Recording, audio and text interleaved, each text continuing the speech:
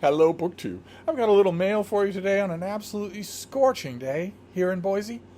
It's triple digits, 102, 103 degrees, and it looks like it's going to stay this way forever.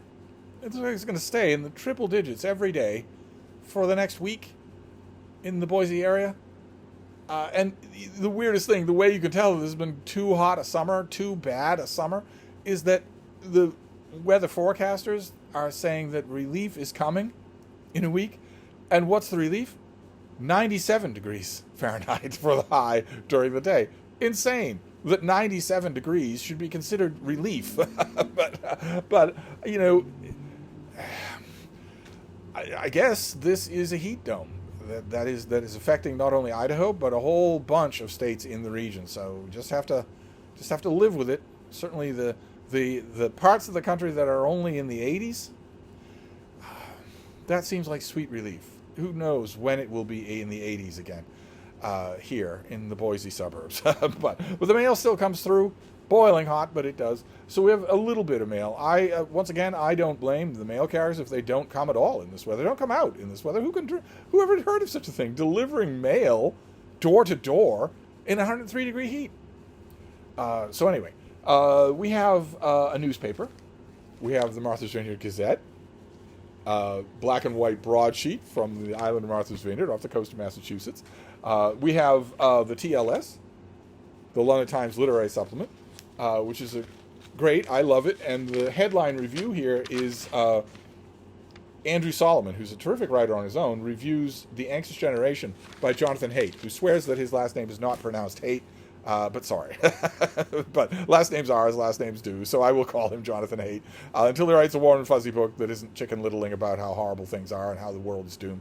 I was not impressed by The Anxious Generation. I especially wasn't impressed by its violently gerrymandered and cherry-picked sources.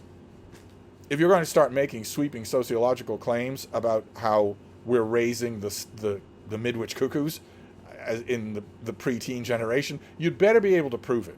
You'd better be able to substantiate it quite a bit.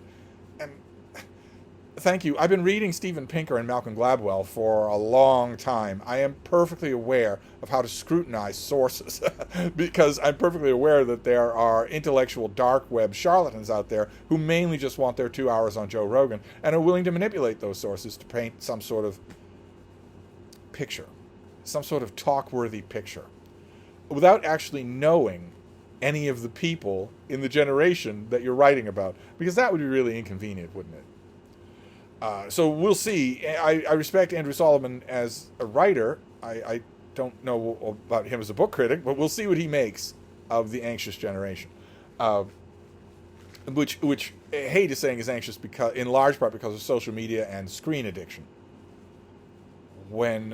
If this generation is more anxious than any other, which you'd have to go a long way to prove to me, because I remember a certain generation that grew up in the shadow of thermonuclear effing war, which can make you awful anxious.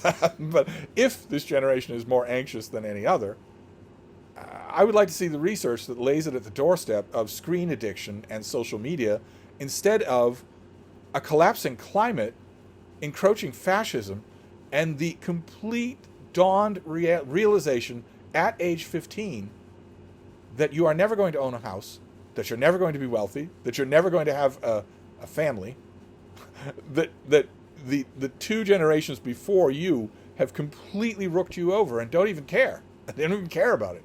They're not making any even nominal efforts to fix what they've done. Maybe if this generation is more anxious than any other, that's the reason why. But anyway, let's go on to we have two packages here that made their way to the front porch here in Boise. Let's see what they are. So this first one comes out in mid-November. Tiny little thing. It's a slim volume of poetry. Okay, don't I have a recipient out there? Sing out in the comments section, will you? Or in my email? I have a recipient now for slim volumes of poetry, right? Don't I? I feel certain that I do. But anyway, this, what is this? Oh, okay, well, this is a poet that I know. Okay. This is Ishian Hutchinson, whose slim volumes of poetry are quite good. This is Far District. Fantastic cover. That is a fantastic. If it's actually ends up being designed like this, with this on the side and this as the cover, unmarked by anything else, how wonderful that would be. Let's see here. So this comes out in mid-November. In his debut, originally published in Jamaica, Hutchinson's talents are already undeniably on display. Here is a transfiguring marriage of the mythological and the quotidian, relayed by a poet with a keen ear for both registers of language, at once critiquing, celebrating, and reformulating that time-proven modernist method of using oracular form to relate the day to day. Oh, okay. So Far District is his debut. So this is being printed in America for the first time. I assume it was printed in Jamaica. Originally published in Jamaica, right? Okay. So this has never been published in America. This is not new. These are not new poems. So this. Do we have the publication date? 2021. Okay, so this is a few years old. This book is an impressionistic portrait of youth, more precisely the poet's boyhood in rural Jamaica.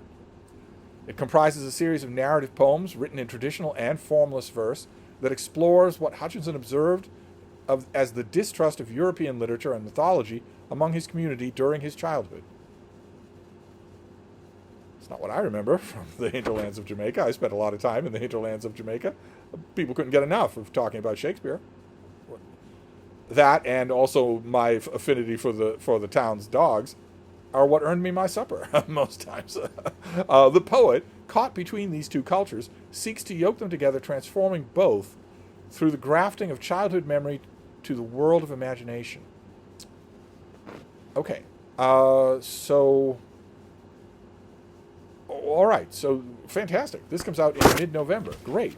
So I think I have a poetry person for. When I say have, I mean I'm an editor at Open Letters Review, an online literary journal that I leave a link. I hope I leave a link to it on every video. But I'm one of the editors there. We run reviews of new releases. It certainly counts. It's the American debut, the American appearance of this book, and. For Open Letters, I'll review anything. Almost anything that comes across my plate, I'll gladly review it. I'm an all-purpose, once upon a time, forever and ever, I was an all-purpose weekly newspaper reviewer. They can't afford to be picky. They can't afford to be insular in their areas of interest. So I can review practically anything. But as a reviewer, I say that. But as an editor, I'm eager to find the right reviewers for the right kinds of books. And I think I found a poetry reviewer, so we'll see. I'll have to shake the tree and see. I have read and reviewed Ishun Hutchinson before, so if not, I can do this myself. But great, that's November, and finally a slim volume of poetry that I can be moderately enthused about. And then we'll do this other package, and then we'll be done on a boiling hot day, 103 degrees. Ridiculous. I don't know how businesses are going in downtown Boise. I don't know how people are having those outdoor restaurants and things where people go out and sit under a totally ineffective umbrella. I don't know how you enjoy yourself. It's dangerous weather when it's this hot. But anyway, let's see what this next one is. Okay, so this is from the folks at Minotaur Books. That's good. They're always wonderful. Okay, I don't review. What have we got here? Okay.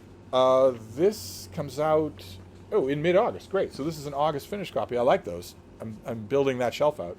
This is by Joanna Schaffhauser, and it is called All the Way Gone, a Detective Annalisa Vega novel with the Me Kill Now typography on the cover. Let's see here. Is there such a thing as a good sociopath? No, there is not. Okay? No matter how many books, no matter how much the alt-left is trying to push the envelope, that, everything is a social prejudice. Literally everything. So if I say I'm a psychopath, a violent psychopath, and you say, well, I want you locked up, I certainly don't want you in my family, I don't want you working in my workplace, you're a bigot. No. No. No. There is no such thing as a good sociopath. But anyway, I'm sure the book is going to tell me that there is. Newly minted private investigator Annalisa Vega is skeptical, but her first client, Mara Delaney, insists that some sociopaths are beneficial to society. Not unless you make meat patties out of them. Mara has even written a book called The Good Sociopath, centered around Chicago neurosurgeon Craig Canning. Dr. Canning has saved hundreds of lives, so it shouldn't matter that he doesn't occasionally care about his patients, should it? But Mara has a more urgent... That's not true. An a-hole is a surgeon who doesn't care about his patients. A sociopath is someone in whose presence his patients are not safe. Physically safe. Because he doesn't care. Because he doesn't care on a fundamental level. Not that he doesn't care for holding hands, but he doesn't care whether they live or die or whether he's the one who kills them. But Mara has a more urgent problem. She is now concerned that Canning might not be such a good sociopath after all. A young woman in Canning's apartment building mysteriously plunged to her death from a balcony, and Mara fears Canning could be responsible. She needs to uncover the truth about Canning before the book comes out, so Annalisa has little time to search for answers. Okay, why does she need to find the truth before the book comes out? I imagine that'll be explained in this book. Annalisa quickly discovers that more than one person wanted the young woman dead. Canning insists he didn't do it. He is charming and flappable, and his demeanor suggests that either he's telling the truth or Mara is right and he's cold-hearted to the core. Sociopaths are usually very charming. But the cops believe the girl's death was an accident. Well, they would, wouldn't they? No paperwork. The more Annalisa probes, the more she becomes convinced it's a fiendishly clever murder. One only a brilliant psychopath could pull off. She draws deeper into a battle of wits with Canning. Okay, let's not muddy the terminology, right? You've been calling him a sociopath for 2 paragraphs. Now all of a sudden he's a psychopath. There is a difference between the two. So determined to prove his guilt that she forgets Mara's most important warning, that sociopaths only care about winning at all costs. When Annalisa finally peels back the layers of deceit to reveal the horrifying truth of the girl's death, she may be too late to save herself. Okay. All right. Well, you already, if you watch this channel for any length of time, you already know what you get in these mail hauls. I give you unvarnished, impulsive, raven-haired, 8-pack abbed, 28-year-old sexy influencer off-the-cuff first responses. And I gave you a bit of a screed. There is no such thing as a good sociopath. There is no such thing as a good psychopath. We are not going to start, well, we probably are, but we're not going to start rehabilitating every single quantitative distinction in human society by calling the people who don't want to do that rehabilitation bigots. We're not going to do that, okay? There's never going to come a point where your DEI department at your company is going to ask, well, are we hitting our goal with psychopaths? Do we have enough psychopaths on the payroll so that 12 psychos on Twitter don't call us mean? But anyway, I gave you that screed, and then I gave you a reprise of it just now, but the book sounds good. The book sounds really good, which falls in line with Minotaur Books. That's who makes this, is Minotaur Books. And they generally know exactly what they're doing. Fantastic. Okay. But this says it's an Annalisa Vega novel. Does that mean there have been others? Oh, yes. Well, this author has written over half a dozen other books. I don't know how many have been Annalisa Vega books. Let's see. Let's learn about the author. Joanna Schaffhausen wields a mean scalpel. Skills developed in her years studying neuroscience. She has a doctorate in psychology, which reflects her long-standing interest in the brain, how it develops, and the many ways it can go wrong. Okay, she has a doctorate in psychology, and she's been studying neuroscience, but neither one of those is an MD, and you can't wield a scalpel without one. So I'm assuming that's metaphorical. She's not practicing brain surgery without a license, is she? If she is, her life story would be more interesting than any book she could write. Previously, she worked for ABC News, writing for programs like World News Tonight, Good Morning America, and 2020. She lives in the Boston area. And she's also the author of The Vanishing Season, No Mercy, All the Best Lies, Every Waking Hour, Gone for Good, Long Gone. Okay, I don't think she's a neurosurgeon. I don't think she actually wields a mean scalpel. Literally. So that must have to do with her writing ability. But this comes out in August. I'm going to read this tonight. Because we're on the doorstep of August, believe it or not. We're on the doorstep of August. And I have high hopes for it. I'm hoping that it is really good. I admit, when it comes to murder mysteries or thrillers, there are certain phrases that I'm just a sucker for. If you give me that phrase, you can do anything you want. And Battle of Wits is one of those phrases. I don't know if you have phrases like that, but that's one of them for me. So we shall see. So All the Way Gone, I'm going to read this tonight. And then the new issue in Hutchinson. You know, this doesn't come out until September. I might read this tonight, too. I'm interested in seeing... I remember his American debut really well. I really liked a lot of it. It'd be interesting to see, since this is an earlier work, it'd be interesting to see what I detected that in this. But anyway, a small mail haul, a couple of periodicals, and a couple of books in 103-degree heat. So that's going to have to be good enough. We'll see what we get tomorrow, when it's supposed to be 104 degrees in downtown Boise. So I'll wrap this up for now, and I will see you then. Thank you.